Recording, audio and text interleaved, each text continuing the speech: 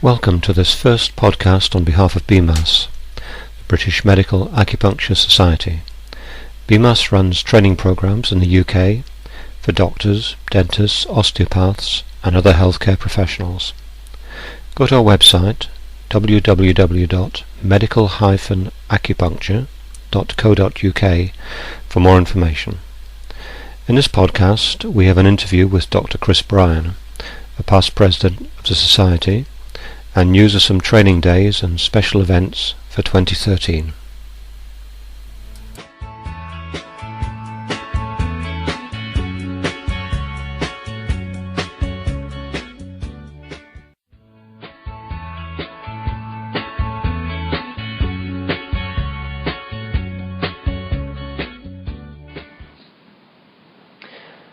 I'm in the Chaucer Hospital in Canterbury, where there's a meeting tonight of the Kent Regional Acupuncture Group.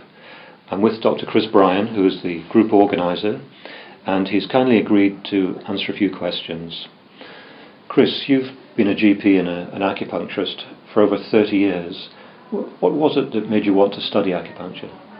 Well, many years ago, back in the late 70s, I was in the Royal Air Force, and I was sitting with a consultant who was actually seeing a young guy with some knee problems, and instead of prescribing some physiotherapy or some tablets or whatever, he took out some very mystical needles and started acupuncturing this poor chap's knee, much to his surprise and mine.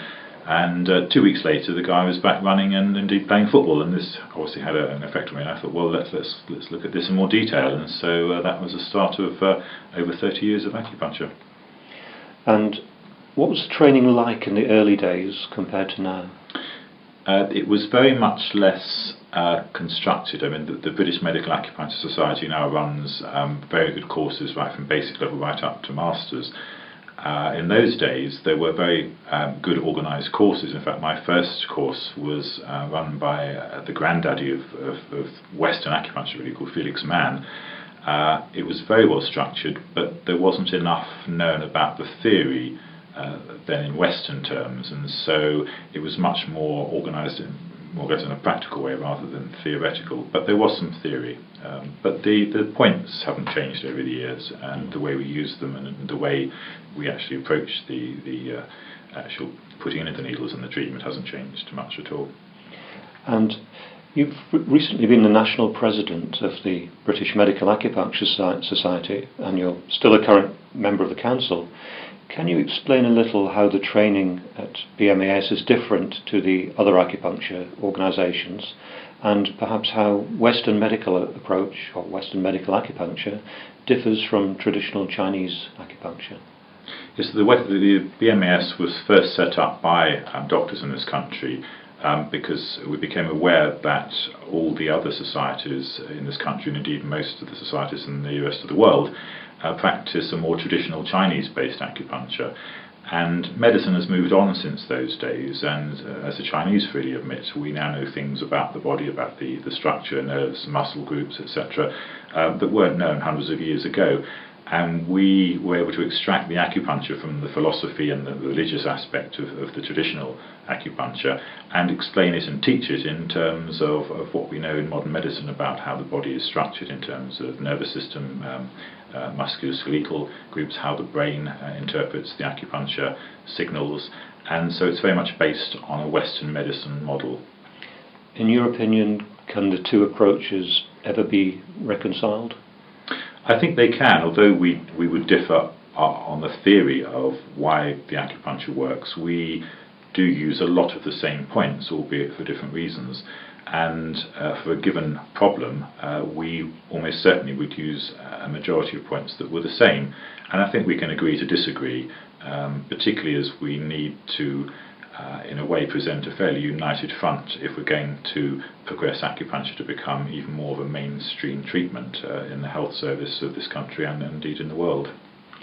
Now, originally BMAS was for doctors only, but now it welcomes other registered healthcare professionals such as osteopaths like myself, physiotherapists, nurses.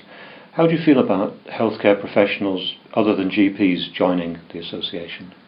I think it's a very healthy society we have now, and that we welcome all healthcare professionals who are very highly trained in their own field. 20 or so years ago, 25 years ago, when the BMS was still trying to convince the powers that be that acupuncture should be accepted by mainstream medicine, we had a problem in that what was thought or viewed by politicians and some clinicians as a diluting effect of having non-doctors in the BMAS. The argument was that it might affect how seriously we were taken. These days, I think society is much more mature about these things, and indeed I think since other healthcare professionals were allowed to join the BMAS, it's been a much more active, productive and indeed enjoyable society. And I think the promotion of acupuncture by other healthcare professionals has been a key feature in the spread of acupuncture throughout the National Health Service. And certainly a lot of the health professionals know a great deal more about the anatomy and physiology of the body than some doctors do. Chris, you set up the Kent Regional Acupuncture Group. How long ago was that, and why did you set it up? We set it up back in 2003, so we're going to celebrate 10 years anniversary next year. The reason we set it up, I was asked to set it up by National Council. At the time, the regional groups were still fairly much in their infancy. There had been a couple going since 1996, but it was felt the society did need to broaden its appeal to members, and lots of our members can't get to the two national weekends each year, and I think it's important that they had some contact with the society throughout the year. Are there any other problems that are specific to newly trained therapists, and are there ways that the regional groups can help them? I think there are. Newly trained therapists like everyone, go through a purple patch where the acupuncture seems to cure everything they touch, but as we know, you do come down to earth a bit and you meet problems with various patients, and you need to talk to your fellow therapists about these problems. And also it can be quite a lonely place being an acupuncturist, and I think it is important that people meet in regional groups to encourage each other, discuss problems and just make contact. And the benefits are that I think people go back to their practices enthused and also hopefully with some of their problems solved. Thank you. I'd like to ask you now about the delivery of acupuncture as a service within our healthcare system. Did you have any difficulty persuading colleagues and fund holders that acupuncture clinics are worthwhile, and have you convinced the sceptics? Well, I think I spent the last 30 years or so trying to find funding for my acupuncture practice in particular, with great success. I have learned how to not play the system, but actually who to approach and how to secure funding for my acupuncture clinics.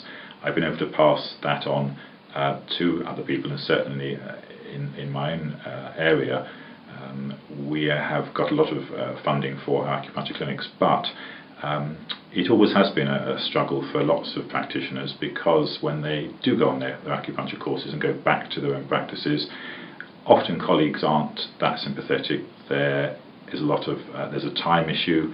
Often acupuncture treatments take longer than a standard appointment. There are funding issues, and also space. You need the time and space to actually practice acupuncture, and you need the support of your colleagues and partners. And also funding for acupuncture has always been difficult, because money is at a premium, and primary care trusts, the commissioning groups and their predecessors have always had to balance the books, and often it's acupuncture clinics and similar clinics that seem to bear the brunt of any culls or cuts in services. Mm.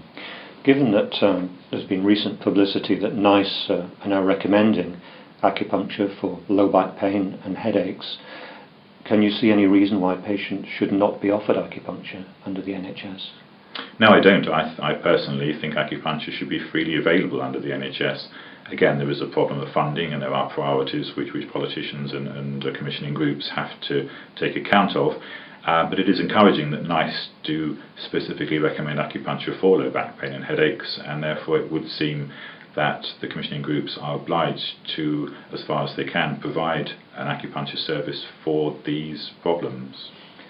And finally, if you could wave a magic wand, where would you like to see Western medical acupuncture and indeed the BMAS in, say, 10 years' time? That's a wonderful question, isn't it? I think I would love to see Western medical acupuncture even more at the forefront of services in this country to take their rightful place in mainstream medicine. As far as the BMAS itself is concerned, I would like to see it expanding to encourage even more health professionals and doctors to get involved with it. And who knows, in time, with the expansion of the society, I would love to see it eventually get its royal charter. Well, thank you very much, Chris. I hope the fairy godmother was listening and she will wave her wand and everything will turn out the way that we want it. I hope so too. Thank you very much. Thank you. It's getting near the end of the year now, and as we get our new diaries, it's time to look ahead to 2013. I called Alison at the BMAS office in London to ask her what was in the pipeline for next year.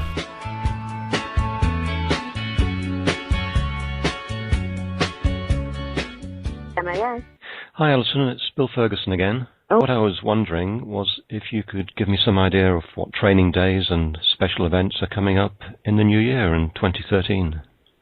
We've got lots of things coming up in 2013. We've got our Women's Health Day on the 11th of February with Elizabeth Stenner-Victorin, who is a very popular speaker. We've got a new headache course. That'll be coming up on the 20th of March. Okay. That'll be in the same format as the Back Pain Day. It's a result of the NICE guidelines involving acupuncture for headache. Is that in London? That'll be in London, yes. Good. We also have another popular course, which is our new Palliative Care Day. We ran that last year in Chester, and this year, on the 23rd of May, we'll be running it in Edinburgh at St Columba's Hospice. Okay.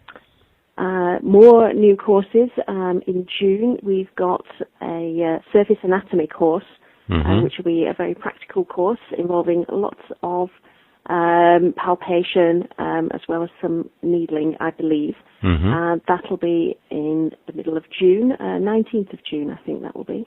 Very good.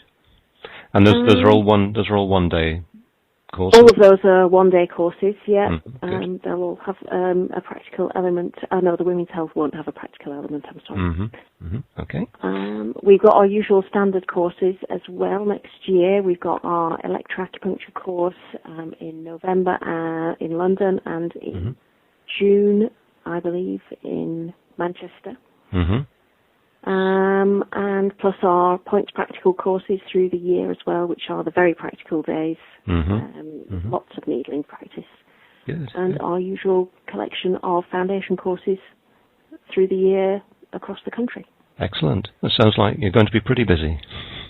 We are going to be busy next year. And of course we've got our spring meeting, which is our main scientific meeting, which will be in Birmingham on the 27th and 28th of April. Yes. And this year we are holding our autumn meeting in Portugal.